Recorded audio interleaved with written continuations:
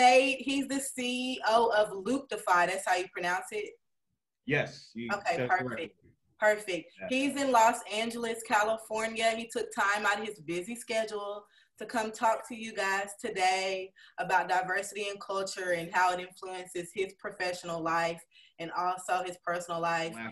So I just like to, whenever we have a chance, we'd like to give back, because at the end of the day, it's always, about giving that extended hand. And then I started Looptify. What we actually do at Looptify is we actually help celebrities, athletes, and top influencers with their merchandising. We were very lucky that we landed the co-founder of Forever 21 as one of our investors. We've sat down with like Floyd Mayweather, Dorell Wright, who's going to be on later on, Ekpe Udoh, and we were able to gain access to their distributors, their manufacturers, pretty much all the vendors that they already had existing relationships with, and we were able to gain access by within 2-3 months, and from then on, we were just able to build more rapport, create more products, be more creative with whatever access. And as far as diversity, normally when I recruit or hire someone, I don't really look at anyone based on the color of their skin. I look at the size of their heart. It's always about 60% of the heart and 40% skill, in my opinion, because when you have the heart, you'll learn whatever skill that you want to learn. And, growing up, from playing basketball, baseball, I mean, I was probably not the greatest in basketball or baseball, but, I got creative, and, in baseball, I wasn't the best hitter, but I stole the most bases. Ekpe Udoh, he's one of the pro basketball players that we have today to speak to you all. He also was the MVP for the European League. Is that correct? Yes, ma'am. Awesome. And he played with a lot of great NBA teams too. So I'm gonna let him talk a little bit more about everything that he does. And you also have a farm, correct? Yes, ma'am. Yes. So he has a lot of great things that he's doing, even for the youth, and taking time out to be with you all today, and a lot of great things that he's doing for the community. He also has his book club that I see on Twitter. So that's an awesome thing. Me being an author, we love to read and write. So It's awesome to have him here today. So you go ahead and have the floor. Well, please send me the book. I got to. Read it and see if we can build upon it. Definitely. But my name is Ekpe Udoh. I go by Ekpe. I'm from Oklahoma. Family's from Nigeria. Both my parents came to America 84, 85 with no education. Well, my dad had a GED, but he was able to come over and make it work and give his kids a chance. From that, I grew up in Edmond, Oklahoma.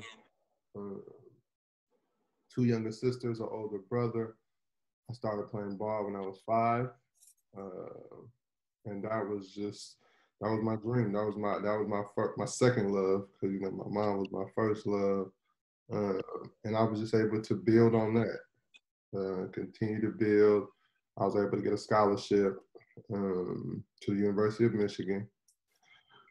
I stayed there for 2 years, and then I transferred to Baylor University, where I had to sit out due to NCAA rules and regulations. Then I was able to play, and then after that, I was able to make it to the NBA, which was a blessing, a dream come true. I was drafted by the Golden State Warriors. Then I also played for the Milwaukee Bucks, Los Angeles Clippers, and Utah Jazz. During my NBA career, I was fortunate to go overseas as well to play in Istanbul, Turkey for a couple of years. And then also this past year, I was in China. Are you going to continue playing basketball? Man, I got to. I'm 33 now. I probably got about 3 more years, and I'm going to hang it up. The game been good to me. What was your favorite experience that you had being over in Turkey? My life changed once I went over to Turkey because I started to get more involved in reading about the Black experience, and in the past. But that was great. You know, while being in Turkey, I was able to go on break. I was able to go to Egypt and see the pyramids. Hey, Dorell, how are you? Thank you for taking the time out to be here today. Yeah, no problem. You guys were super blessed to have Ekpe in here. It's probably one of the best human beings in the whole world, one of the smartest guys in the world. So tell us a little bit about, your time being in the NBA and also playing overseas. Well, I spent 12 years in the NBA, coming straight out of high school from Los Angeles and, getting drafted to the Miami Heat at 18 years old. So, just imagine being a high school student and the next year, your whole life changes, your lifestyle changes, you got money in your pocket and stuff like that. So that's kind of my experience and how I had to grow up pretty fast and had to mature pretty fast at a young age. So like I said, I spent the first 12 years of my career in the NBA. I also played in China for a year. I played in Germany for a year, Russia, and Bosnia. And I just recently retired, maybe the pandemic has been going on maybe 7 months. I probably retired maybe 9 months ago now. So when you were overseas, what was your favorite thing to do while you were over there outside of basketball? I became a gamer. I started playing video games. So I was able to, chat online with my friends, reading, did some reading. But, majority of the time I just try, to rest up. If anybody know anything about the Europe life, and I know Ekpe can definitely confirm this, man, you got to get as much rest as you can because the season is long and brutal. It's very physical. You practice twice a day, so you're always in a gym. So, that little free time you do get, you want to spend that doing something you like, you know what I mean? Something you enjoy. So that's kind of how I spent my time off. What is a good way to get in the NBA? Good way to get in the NBA is one, working, putting the work ethic in. It's only 450 NBA players, so let's just say that first. That's a small percentage of guys around the world. You got guys in China, Russia, all of Europe playing basketball every single day. One thing is the work ethic. You got to have a mindset. You got to be willing to sacrifice. And when I say sacrifice playing with your friends sometimes, sacrificing, doing, the fun, cool stuff. Okay, now we're going to have Miss Meek. Thank God for her. She's the one who donated a lot of the hair products. My name is Shanekia, and my start comes from a very diverse standpoint. When I first started doing hair and starting my business, I did not receive any help at all. And a lot of people on here say, oh, I had help from my family, I had help from my friends. I did not have any of that. I didn't have, everybody turned their back on me. And it was just like, I was out there by myself. But it was something that was in me that was saying, hey, this is something that you need to do. This is something you need to push forward. And this is something that's going to change people's lives. And a lot of people look at Alira as, oh, it's just a hair brand. But honestly, we're not just a hair brand. We're actually out here changing people's lives. When you're in the process of creating a product, you want to be able to know all type of hair, because when you know all type of hair, that puts you in a niche by itself where, okay, I can brand to this group of people, I can brand to this group of people.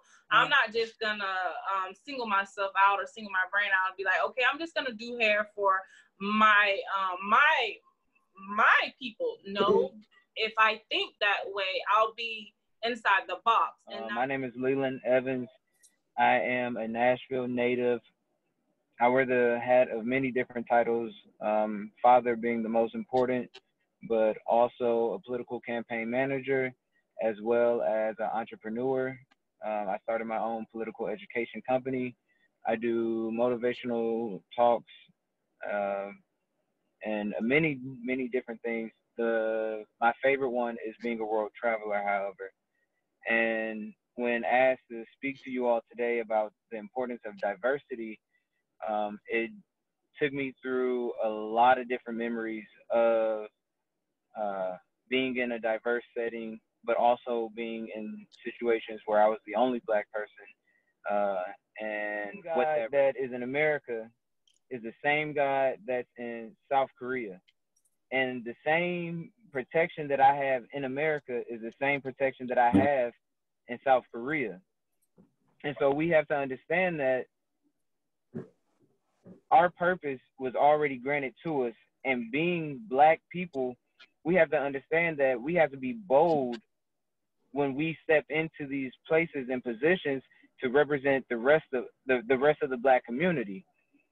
And so I decided to go ahead and go to South Korea. And when I got to South Korea, the thing that I learned was that, one, majority of them had never met a Black person before. So again, my name is Kara Johnson. I'm the executive director of Find, or Families in Need of Direction Design.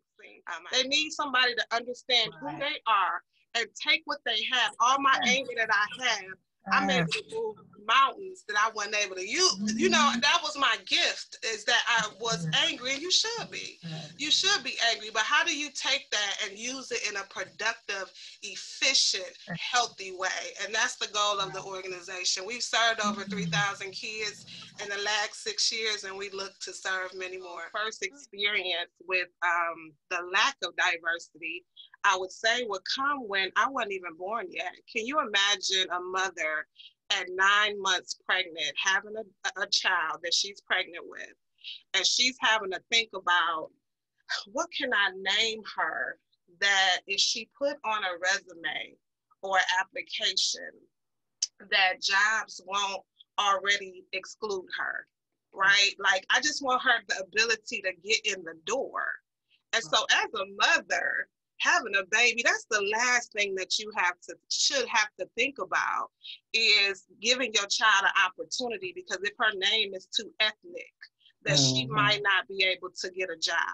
So that was my reality, and that's why I was named Kara. And growing up, I did not see any other Black people named Kara.